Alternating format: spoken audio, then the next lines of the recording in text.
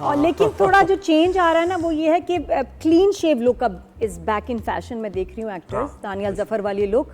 आप करोगे तुम ऐसा किसी प्रोजेक्ट के लिए क्लीन शेव एकदम? मैं पता नहीं, मैं बड़ा रिस्क है मेरे लिए। क्यों? पता नहीं, वो एक होता है ना कि बिल्कुल अगर आप शेव करते तो बहुत ही मतलब बहुत क्लीन लगता है, तो हो सकता है कि जरा थोड़ा लाइट कर लें दाढ़ी को, बट लेट्स सी। बच्चे से लगने लगते हैं, वैसे तुम छोटे लगते हो और क्लीन शेव में तो फिर बिल्कुल मैं वैसे ही उम्र चोर हूँ, मैं उम्र चोर हूँ, फिर तो मैं टीनेजर बन जाऊंगा 15। ये वैसे है अली, तुम्हारी फैमिली में भी कुछ ऐसा ही है कि उम्र चोर सब छोटे लगते हैं कोई, या ये कि ये तुम एक अनोखा पीस हो? I think मैं एक अनोखा पीस हूँ। I think I might have gotten it from my father, लेकिन he didn't look that young either, but मेरे साथ कुछ different ही एक setup है। क्या है ये? कोई इसमें कहोगे कि डाइट, खुश रहना, कुछ तो जरा बताओ ना पॉइंटर्स, हम भी ये बताओ, ये है गुड जेनेटिक्स। मैं यही कहने वाला। That's it? ना मुझे एस्थेटिक क्लिनिक विजिट करने की जरूरत है, ना टीके लगाने की जरूरत है, ना एंटी एजिंग क्रीम्स यूज करने की जरूरत है, ये नेचुरल है। वैसे तुम सोचते क्या हो, अब ये बात आ ही गई है कि लड़कों को यार करना चाहिए था। मैं तो नहीं कहता, मैं कहता हूँ बस ठीक है यार, लड़के अच्छे लगते हैं, वो जो आपकी बिल्डिंग के नीचे स्पा है, आप उस पे कितनी दफा गए हैं? देखिए, स्किन केयर करना बहुत जरूरी है लड़कों के लिए भी, और लड़कों को अपना ख्याल जरूर रखना चाहिए, ग्रूमिंग करनी चाहिए, और जहाँ नीड भी हो, अगर बहुत जरूरत है तो हाँ करवा लें, कोई मसला तो नहीं है इसमें, क्या हो गया। और ये थ्रेड्स कराना, बोटॉक्स, फिलर्स, एनीथिंग, ये हेयर ट्रांसप्लांट वगैरह, पीआरपी, व्हाई नॉट? या व्हाई नॉट। अब तो बहुत सारी एडवांस चीजें आ गई हैं, अब तो मेरे ख्याल से यूटिलाइज कर लेना चाहिए इन सर्विसेज को। अच्छा, but if you have the option, would you go for 90 facelift at some stage, Korea से जाके, चाइना से, डॉक्टर जाओ से? नहीं है, कभी सोचोगे? अगर बहुत जरूरत पड़ी तो शायद, लेकिन फिलहाल तो आई एम गुड। अब मुझे तो अभी जरूरत नहीं। एक ना एक दिन तो जरूरत सबको पड़नी है, अवॉइड नहीं हो सकता भाई। अली ये क्या बॉम्बे टेलर्स, क्या बात है। और देखें एक कैरेक्टर भी बड़ा मजे का है, और अक्सर प्रोफेशंस में तुमने भी देखा होगा, हमने भी, कि अगर कोई बाबा का बेटा है तो वो ये सोच रहा होता है कि यार मैं ये करूंगा, बाल काटूंगा, मैं तालीम हासिल करूं, कोई एग्जीक्यूटिव जॉब करूं, व्हाइट कॉलर करूं, या फिर यही कंटिन्यू करूं। तो ये एक डायलेमा फैमिली बिजनेस कंटिन्यू करना। जी, एब्सोल्युटली। ये रियल लाइफ में कितना सैफी का कैरेक्टर रिलेटेबल है? आई मीन रियल लाइफ में आई बिलीव कि ये कैरेक्टर बहुत सारे लोगों के साथ क्लिक तो करेगा, क्योंकि कमेंट्स ऐसे मुझे आए, डीएम्स आए वगैरह, दैट पीपल सेड कि यार ये तो मेरी लाइफ की स्टोरी है। असल में होता क्या है कि बहुत ज्यादा एक जनरेशनल गैप है ना, माइंडसेट का एक डिफरेंस होता है, ओल्ड स्कूल ऑफ थॉट और जो हमारी एक नई जनरेशन है।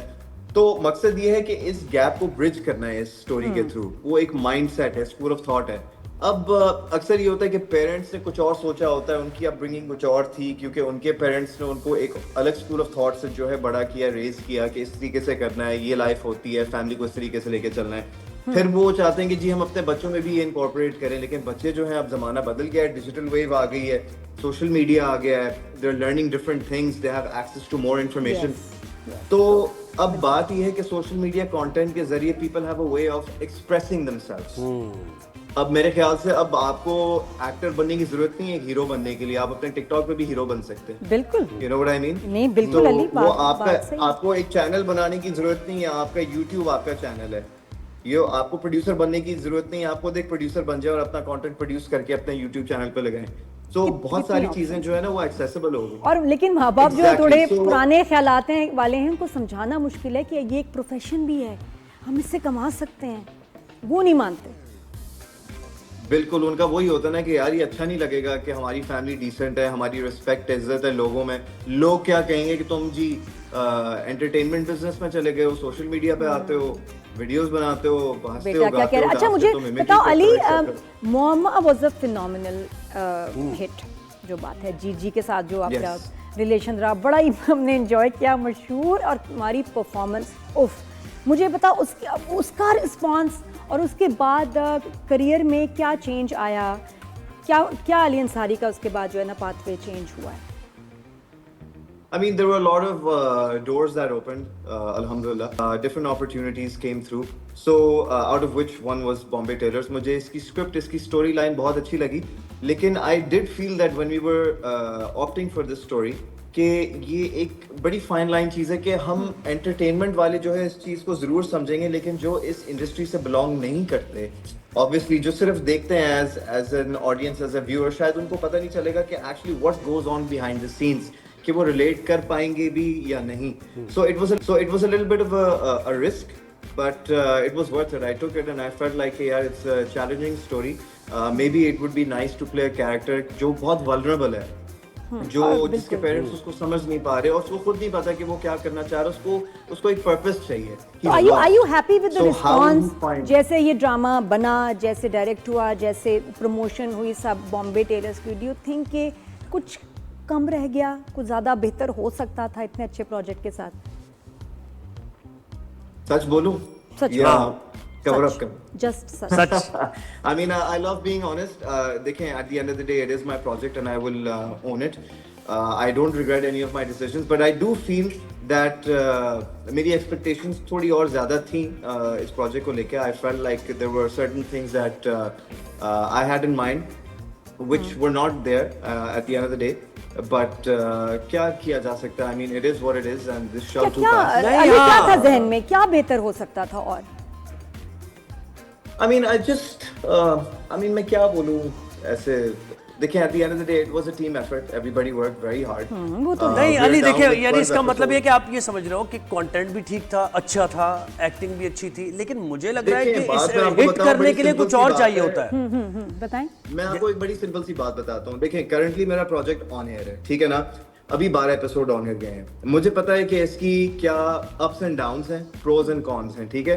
अगर मैं कोई भी चीज पे, जैसे आपने मुझसे सवाल पूछा है, इसका जवाब है मेरे पास, लेकिन अगर मैं कोई भी जवाब दूंगा ना आपको, मैं किसी टीम मेंबर के सेंटिमेंट्स या प्रोडक्शन या ओवरऑल जो हमारी एफर्ट है, किसी के सेंटिमेंट्स या किसी फीलिंग्स या हार्ड वर्क को क्रिटिसाइज नहीं करना चाह रहा. I don't want anybody. नहीं, मैं अपनी ऑब्जर्वेशन बता रहा हूँ अली आपको. मैं अपनी ऑब्जर्वेशन बता रहा हूँ. आप छोड़े, मैं बता रहा हूँ. Smart, they know themselves. मैं अपनी ऑब्जर्वेशन ये बता रहा हूँ. आप लोगों ने देखा होगा. मैं अली एक ऑब्जर्वेशन बताऊँ, आपकी आसान हो जाएगी बात. मुझे ये लगता है कि बहुत सा ऐसा कंटेंट होता है ड्रामों में, जैसे जंजीरें एक ड्रामा है. अब वो जी, उसके अंदर कंटेंट भी इतना कोई नहीं है, ठीक है, कोई स्टोरी भी इतनी लेकिन जंजीरें हिट हो रहा है. हाँ, मतलब व्यूज हैं, ठीक है, व्यूज हैं, वो चल रहा है. तो मुझे लगता है कि other than performance, other than production, कोई चीजें हैं जो आपको करनी पड़ती हैं जिसकी वजह से ड्रामा हिट होता है. मुझे ये लगता है. Absolutely.